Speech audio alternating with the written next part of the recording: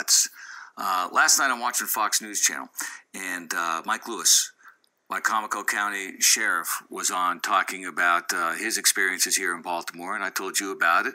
I did not know that he's an old colleague of yours and a friend of yours. I had the pleasure of meeting the sheriff when he was a trooper. He was with the Maryland State Police for his first career, and that's where I met him, and I completely trusted him. I put him in charge of the most important new unit in the state, the Interstate Criminal Enforcement Team, the ICE unit, where they were responsible for, removing guns, basically guns and drugs from Maryland highways, and it became a national story, and he's one of the most talented police officers I've ever met in my 24 years as a cop. So. And Sheriff Lewis joins us right here in the Norris and Davis Show. Sheriff, thanks for being here. My pleasure, sir. Good morning, guys. So I'm just going to ask you, rather than play which we did earlier, play what you said last night. I'll just ask you about, tell us how you ended up in Baltimore with some of your people, and what you experienced and what the orders were that night for police on Monday. Well, I hadn't planned to go to Baltimore at all. I watched the events unfold Saturday night like we all did, and was very concerned about what I saw Saturday night and the lack of response Saturday night. Made no comments, didn't want to make any comments. On Monday, I heard the urgent call, a request from our governor for an additional 600 riot-equipped police officers into Baltimore City. He also asked for 50 additional prisoner transport vans and 10 armored vehicles. I immediately rallied up the troops. We made sure that our MRAP was prepared and ready. We made sure it was prepared a week ago. We loaded everything up, and we headed to Baltimore. And when we got to Baltimore, of course, I checked into Baltimore Police City headquarters. They assigned me one of their police radios. We were assigned to protect Baltimore City Police headquarters, all of East Fayette Street up to City Hall, to include City Hall. And there wasn't a whole lot of activity taking place at all. We could smell that putrid smell of burning tires and the city on fire as we came into the city, quite frankly. Had lots of concerns like everybody else. We maintained our post all night long until we were relieved shortly after 3 o'clock on Tuesday afternoon. We went to the Days Inn in Baltimore, grabbed about 3 hours sleep, came back out, and immediately went down to Ground Zero right there, Pennsylvania and North Street, where all the activity was taking place. And I was sick to my stomach like everybody else, but in the many hours we stood our initial post on East Fayette Street, the dozens and dozens, and I don't mean a few, I'm probably 200 to 300 police officers that came into Baltimore City Police headquarters. Many were coming right out of the war zone. This was urban warfare, no question about it.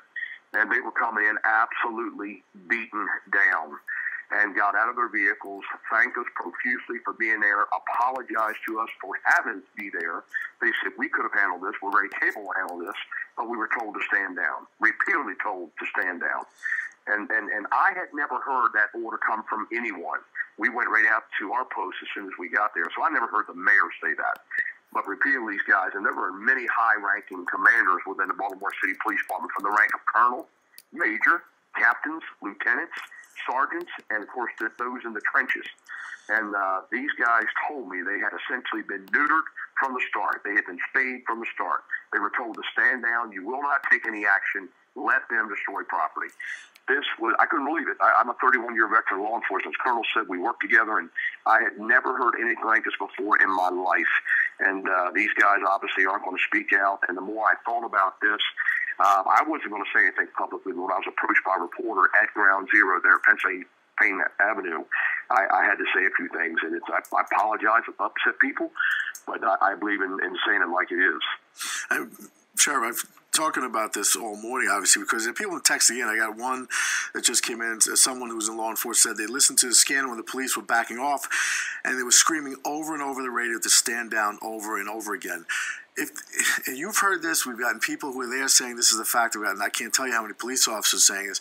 How is this not? I mean, no one's come forward. Like, did anyone hear it over the radio? This person heard it. I heard it myself over the Baltimore City Police radio that I had tethered to my body armored vest. I heard it repeatedly. Stand down, stand down, stand down, back up, retreat, retreat. I couldn't believe those words. Those are words I've never heard in my law enforcement vocabulary.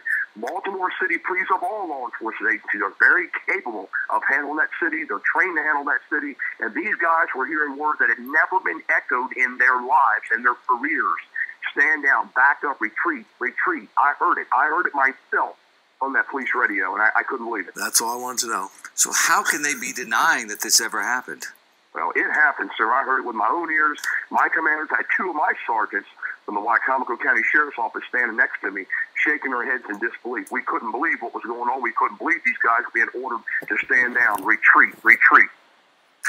I mean, that's all I wanted to know. I mean, this is now you're getting a first-hand account. This isn't we're getting text messaging and people calling in and can't go on. You're getting a first-hand account from someone who's telling you they heard it, who is actually an elected official in the state, he's a sheriff of County. He's telling you he heard it himself. So where does discussion go from here? I mean, Mike, I don't even know what to say. I mean, I've never heard anything like that in my life either. I mean, to stand down, retreat. Colonel, I want you to know I have received several emails from former, very high-ranking Baltimore City police officials after my appearance on the Hannity Show last night. Mm-hmm. And these guys were just, they're devastated over what happened. They're devastated. It's their police department. They grew up in that police department. They learned to be cops in that police department. Had we allowed our men to go in there and be cops, the city would not have burned. These businesses would not have burned. We would have had many people attending that Orioles game on the Tuesday afternoon. It's terrible. It's absolutely terrible. I have to ask both of you guys this. Me being a layperson, it would seem to me, with all the investigations we hear about, say, Benghazi and all of the congressional investigations, doesn't there need to be an investigation about this? And how does an investigation like this get conducted? Well, I'll be honest with you, bring up Benghazi. What's happened with that? The person at the center may be your next president, so what good does that do? Because you got, think about, who's reporting the news and who's forming this situation here. Basically, you've got people who are very left-leaning reporting the news all over the country. What side do you think they're going to pick? And they're not objective. So, I mean, I'm just saying it, this is a real serious issue. But there needs to be an investigation. Okay, well, it does. But, I mean, investigation is going to be reported. There's going to be a clamor for this. I'm hearing this from police officers. And, Mike, you said that guys were just saying, I'm done. I've had the same experience. Guys saying, I'm retiring. I'm done. Colonel, do you believe for 1 second that Mike Lewis went into Baltimore City on a recruiting mission, but yet I was being begged for my business cards for future employment down in Wicomico County? And I made absolutely no comments, zero comments at all to these Baltimore City police officers regarding their comments to me and having been neutered, having been castrated as police officers in Baltimore City.